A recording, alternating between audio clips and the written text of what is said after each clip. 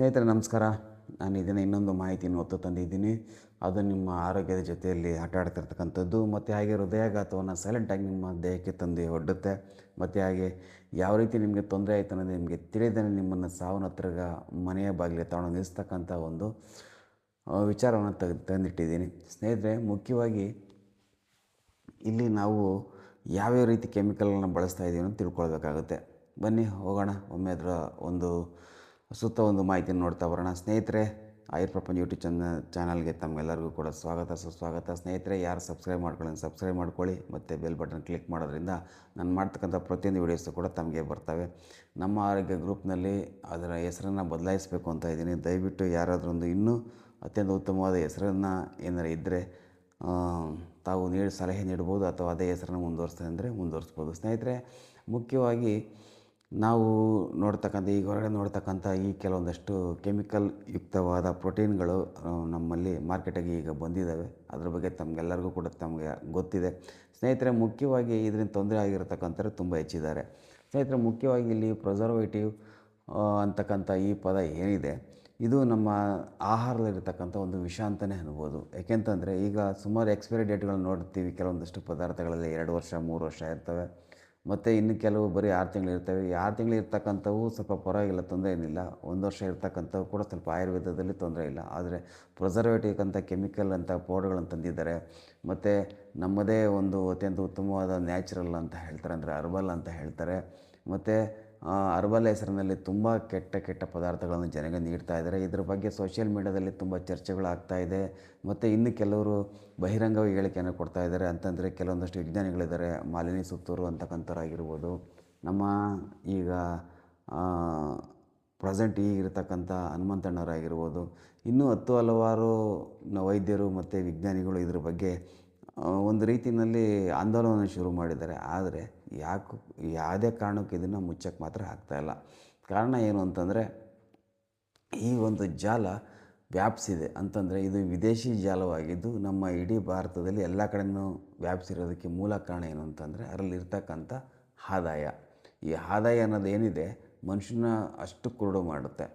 ಆ ಉದ್ದೇಶದಿಂದ ಈ ಒಂದು ಆದಾಯ ನಮ್ಮ ಜನಗಳ ಜೊತೆ ಆರೋಗ್ಯ ಜೊತೆಯಲ್ಲೂ ಕೂಡ ಆಟ ಆಡ್ತಾಯಿದೆ. ಸ್ನೇಹಿತರೆ, ಮುಖ್ಯವಾಗಿ ನಾವು ಎಲ್ಲಿ ಹೊರಗಡೆಯಿಂದ ತೊಗೊಂಡು ಬರ್ತೀವಿ ಅಂತಂದರೆ, ಈಗ ತಿಂತಕ್ಕಂಥ ಆಹಾರದಲ್ಲಿ ನಿಮಗೆ ಪ್ರೋಟೀನ್ ಬೇಕು, ವಿಟಮಿನ್ಸ್ ಬೇಕು, ಮಿನರಲ್ಸ್ ಬೇಕು ಅಂತೇಳಿ ಇದರಲ್ಲಿ ಹೆಚ್ಚು ನಿಮಗೆ ಸಿಗುತ್ತೆ ಅಂತೇಳಿ ಕೊಡ್ತಾರೆ. ಸ್ನೇಹಿತರೆ, ಒಂದು ಚೆನ್ನಾಗಿ ಅರ್ಥ ಮಾಡ್ಕೊಳ್ಳಿ, ಭಾರತೀಯ ಸಂಸ್ಕೃತಿಯಲ್ಲಿ ನಾವು ತಿಂತಕ್ಕಂಥ ಪ್ರತಿಯೊಂದು ಆಹಾರದಲ್ಲೂ ಕೂಡ ಪ್ರೋಟೀನು, ವಿಟಮಿನ್ಸು, ಮಿನರಲ್ಸ್ ಇದ್ದೇ ಇದೆ.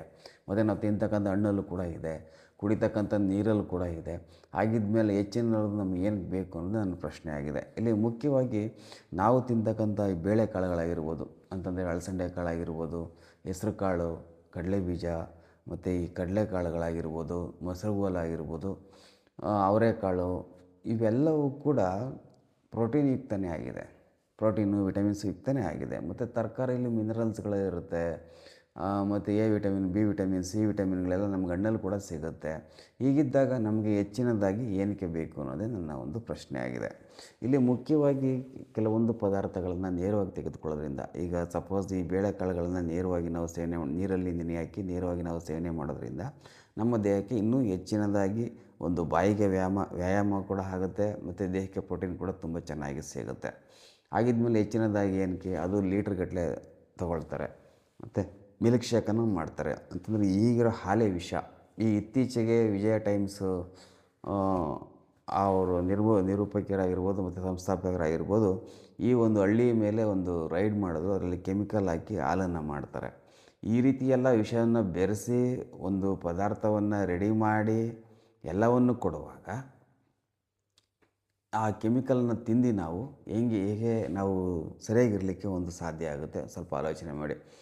ಈಗಿನದಾಗಿ ಹೆಚ್ಚಿನ ಡೈರಿ ಉತ್ಪನ್ನಗಳಲ್ಲಿ, ಕೆಲವೊಂದಷ್ಟು ಡೈರಿಗಳಲ್ಲಿ ಹಾಲುಗಳಲ್ಲಿ ವಿಷವನ್ನು ಹಾಕಿ ಡೈರಿಗೆ ಹಾಕ್ತಾ ಇರ್ತಕ್ಕಂಥವ್ರು ನೋಡಿರ್ಬೋದು. ಆ ಥರ ಎಷ್ಟು ಜನ ಇದ್ದಾರೆ ಅಂದರೆ, ಕೆಮಿಕಲನ್ನು ನಮ್ಮ ಈ ಭಾರತದಲ್ಲಿ ಇನ್ನೂ ಮುಂದುವರ್ಸ್ಕೊಂಡು ಹೋಗಿರ್ತಕ್ಕಂಥ ಬೇಜಾನ್ ಜನ ಇಲ್ಲಿದ್ದಾರೆ. ಆದರೆ ಅದನ್ನು ಯಾರನ್ನೂ ಕೂಡ ಮಟ್ಟ ಹಾಕ್ಲಿಕ್ಕೆ ಯಾರಿಗೂ ಕೂಡ ಸಾಧ್ಯ ಆಗ್ತಾಯಿಲ್ಲ. ಆದರೆ ಅದೇ ಥರ ಈ ಪ್ರೋಟೀನ್ ವಿಚಾರದಲ್ಲೂ ಕೂಡ ಬರ್ತೇನೆ.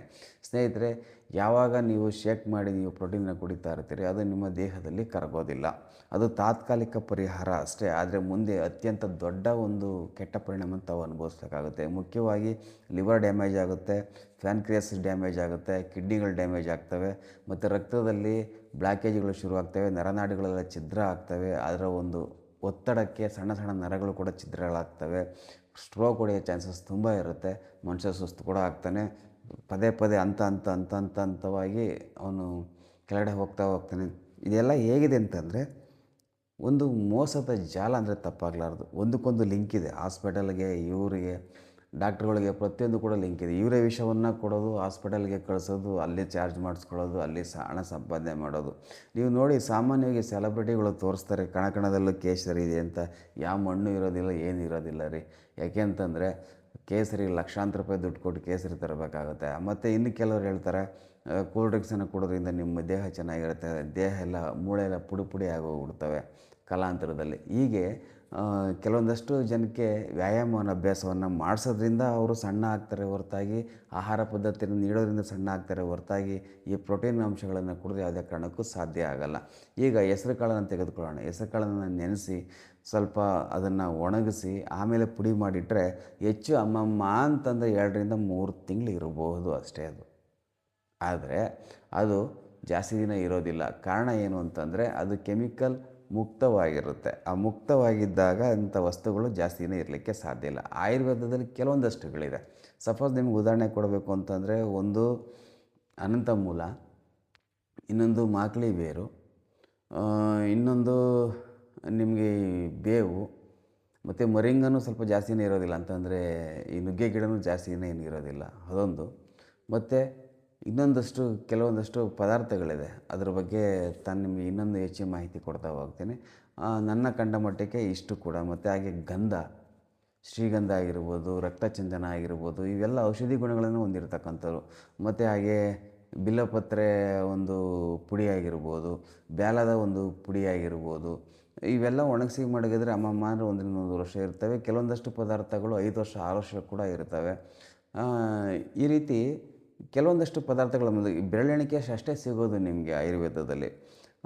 ಮತ್ತು ಹಾಗೆ ಅದನ್ನು ಆಯುರ್ವೇದದಲ್ಲಿ ಹೇಗಿರುತ್ತೆ ಅಂತಂದರೆ, ನಿಮಗೆ ಒಂದು ವಸ್ತುವನ್ನು ತೆಗೆದುಕೊಂಡು ಸ್ಮೆಲ್ ಮಾಡಿದ್ರೆ ಅದೇ ನಿಮಗೆ ಒಂದು ಫೀಲನ್ನು ಕೊಡುತ್ತೆ. ಆದರೆ ಕೆಲವೊಂದಷ್ಟು ಈ ಪ್ರಿಸರ್ವೇಟಿವ್ ಕೆಮಿಕಲ್ನ ಹಾಕಿರ್ತಕ್ಕಂಥ ಈ ವಸ್ತುಗಳಲ್ಲಿ ನಿಮ್ಗೆ ಯಾವ ಫೀಲು ಸಿಗೋದಿಲ್ಲ. ಅದನ್ನು ತಿಂದರೆ ನಿಮ್ಮ ದೇಹದಲ್ಲಿ ಕರಗೋದೂ ಇಲ್ಲ.